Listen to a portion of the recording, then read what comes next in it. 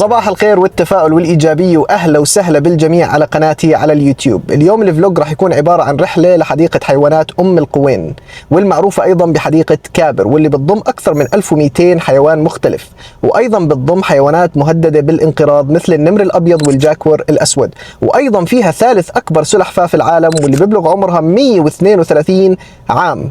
اليوم الفلوج راح يكون جدا ممتع جدا مشوق، فخليكم معي لآخر الفلوج عشان تستمتعوا.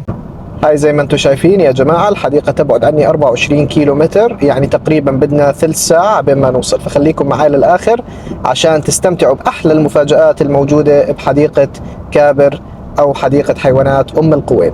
وأخيرا يا جماعة احنا هيك بنكون تقريبا وصلنا على الحديقة، ضايل بس 3 دقائق وبنكون بالحديقة إن شاء الله، يعني بس شغلة 2 كيلو. هاي زي ما انتم شايفين هيك المكان خارج الحديقة، او هيك الاجواء بشكل عام. هاي احنا هيك يا جماعة بنكون دخلنا على الحديقة، هاي مدخل الحديقة هون زي ما انتم شايفين، واحنا لازم نضلنا سايقين لقدام عبين ما نوصل على الباركينج ونصف هناك وننزل على الحديقة ونستكشفها مع بعض. اوكي يا جماعة زي ما انتم شايفين سعر التيكت 25 درهم، تمام؟ 25 درهم سعر التيكت للدخولية. اوكي يا جماعة احنا حاليا جوا دخلنا. طبعا لا تسألوني عن اسماء الحيوانات كلها، في حيوانات ممكن ما اعرف اسمائها، بس انا بحاول قدر المستطاع اغطي لكم اكبر قدر ممكن من الحديقة. هاي المدخل هون. تمام يا جماعة هيك احنا صرنا داخل الحديقة، وزي ما شفتوا اسعار التذاكر 25 درهم للشخص الواحد، ولكن لصغار السن اللي عمرهم اقل من سنة راح تكون التذاكر مجانية، وايضا لاصحاب الهمم التذاكر مجانية. اوقات العمل من الساعة 8 الصبح للساعة 8 المساء خلال ايام الاسبوع، وللعطل الرسمية اوقات العمل راح تكون من 8 الصبح لل10 المساء. هيك راح تكون نقطة بدايتنا بالحديقة، وراح ننطلق ونحاول نغطي اكبر قدر ممكن منها، فخليكم معي للاخر عشان تستمتعوا. هون زي ما انتم شايفين يا جماعة الببغاء، بإمكانك تتصور مع الببغاء بشكل مجاني بالكامل.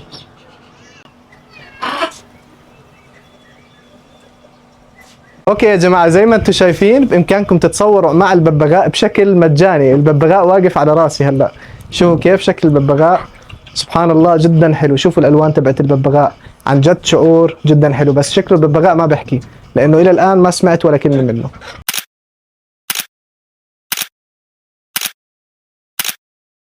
اوكي يا جماعة تصورنا مع الببغاء، وهلا متجهين حاليا لحتى نكمل جولتنا بالحديقة.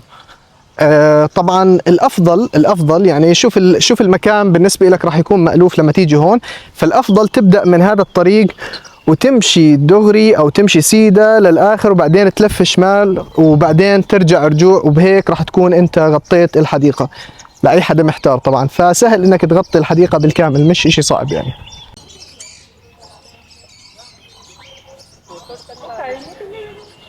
بتعرفوا لعبة جنجل رن؟ حاس انه الثيم تبع المكان شبيه بلعبة جنجل رن.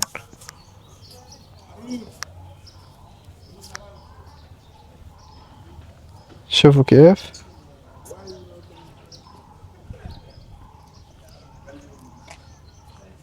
اوكي يا جماعة شغلة لفتت انتباهي هون بتضحك عن جد. للوهلة الاولى فكرت انه هون الاسد واللبؤة موجودين، ولكن لا، طلع انه اللبؤة حمام الاناث معناها، والاسد حمام الذكور. فخلينا نروح على حمام الذكور يا جماعة. هيك احنا حاليا بنكمل جولتنا داخل الحديقة وبنستكشفها بالكامل، او بنحاول قدر المستطاع نغطي اغلب اماكنها، فخليكم معاي. طبعا هون احنا حاليا وصلنا عند منطقة الجمال ومنطقة الأحصنة، الآن راح أصور لكم إياهم.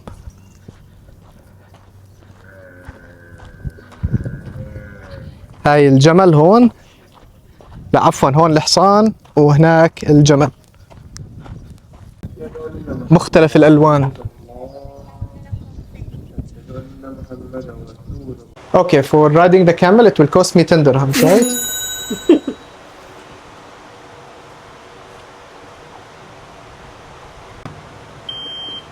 Thank you so much.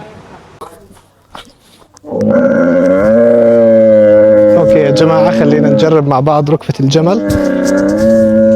طبعا هاي المرة قررت اركب الجمل لانه صراحة ركبته احلى من الحصان، حاس حالي بدي اقلب على وجهي. عن جد يا جماعة الجمل بتخوف ركبته صراحة.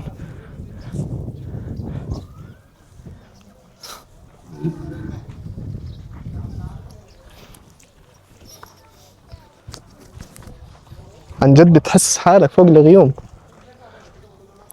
كثير عالي الجمل، ركبته بتختلف تماما عن الحصان. صح ان الحصان كمان عالي بس بتحس انه الجمل لا، يعني هيك بحسه بخوف اكثر من الحصان، ما بعرف ليش.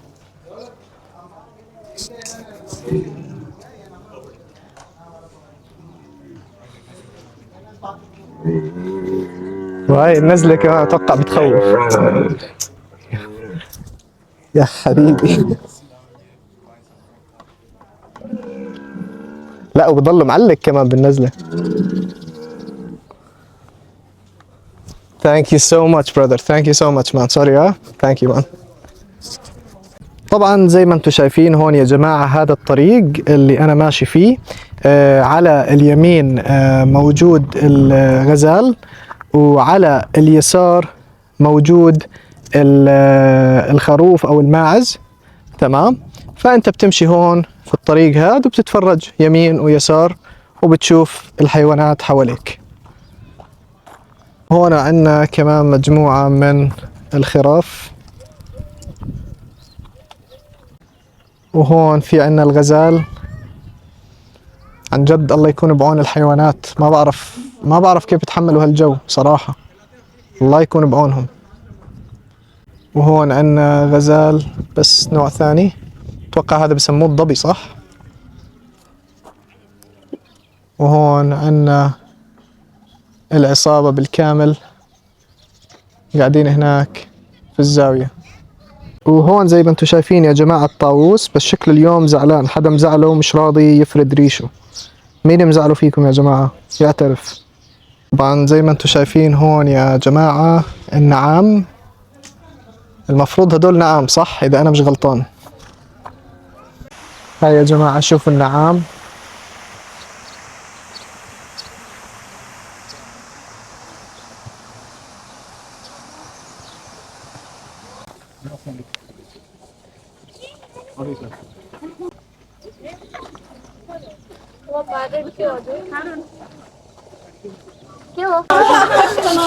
هاي يا جماعة شوفوا القرد كيف بيمشي، شوفوا كيف.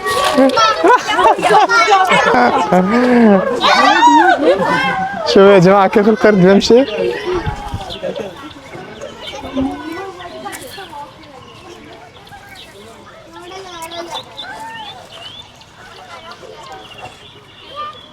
شوفوا كيف. تعال.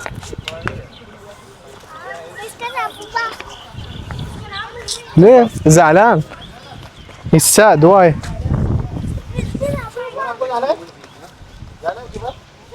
شوفوا يا جماعة سبحان الله زي الإنسان.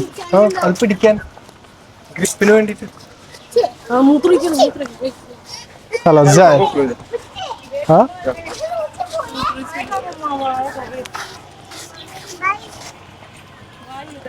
شوفوا يا جماعة أي حدا بيحب يتصور مع القرد بيقدر يتصور معه مجانا.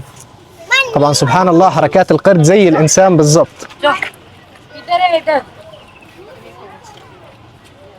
بعدين ما شاء الله مبين قوي جدا. اوكي برو ثانك يو سو ماتش. يا الله يا جماعة شو هالنسر ضخم جدا، بتحسه جاي من عصر الديناصورات. اكتبوا لي بالكومنتات إذا هذا هو نفس النسر الأمريكي ولا لا.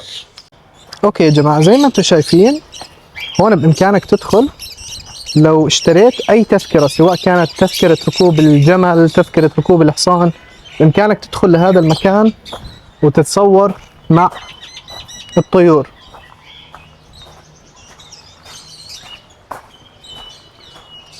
شوفوا كيف إمكانك تتصور مع الطيور أو تمشي داخل المكان والطيور حواليك. شوف.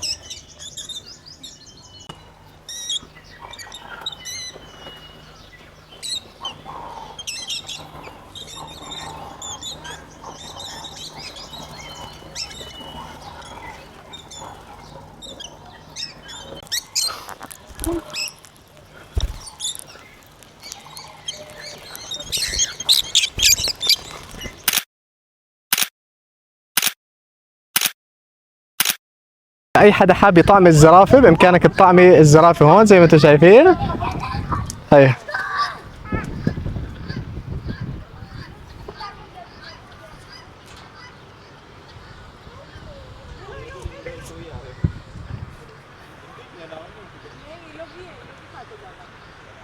هون يا جماعة عنا الكنغر أو الكانجرو. This is cheetah bro right? Yeah, cheetah. هون الفهد عنا فهد صغير. يا الله محلاه عن جد حلو الفهد. تمام يا جماعة، إذا شايفين هاي اللبؤة البيضاء هاي نوع نادر موجود بأفريقيا، ساوث أفريقيا فقط، جنوب أفريقيا. تمام، هذا نوع نادر جدا متواجد فقط في جنوب أفريقيا. إذا بدك تتصور مع هاي اللبؤة البيضاء لازم تدفع 200 درهم، يعني 200 درهم للتصوير أو تتصور مع هاي اللبؤة. تمام، شكلها تعبانة حاليا فرح نتركها ترتاح. اوكي يا جماعة، زي ما انتم شايفين هون الضبع كمان نوع ثاني من الضباع. شوفوا سبحان الله ما اكبر وضخم ضخم. شايفين هيو الداخل. طبعا يا جماعة صعب يخلوكم تقربوا من هون لانه خطر. It's dangerous brother right? Very dangerous. Yeah. فممنوع اي حدا يقرب من هون. شوفوا حاطين هون زي سياج اوكي او سور، وانت بس ممكن تصور من هون، تقرب تعمل زوم او تقرب عليه وتصوره. وهون الاسد، ما بعرف اللي شفناه كان اسد ولا اشي ثاني، بس هون الاسد سبحان الله حتى صوته عالي، صوته عالي بس مش قادر ابين لكم اياه بشكل واضح لانه للاسف في شبك قدامه. وهون عنا النمر برضه نايم تعبان. طبعا اللي بتساءل ليش الأسد والنمر نايمين، لأنه الجو حامي يا جماعة، فصعب أنه يتطلع عليك وأنت عم بتصور فيه أو أنت بتتفرج عليه.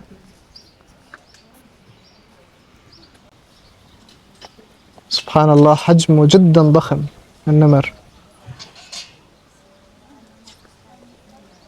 اوكي يا جماعة، اذا بتتذكروا بداية الفيديو حكيت لكم عن وجود اكبر سلحفاة بالعالم عمريا، واللي عمرها حاليا مش 132 سنة ولا 140 سنة، 156 سنة.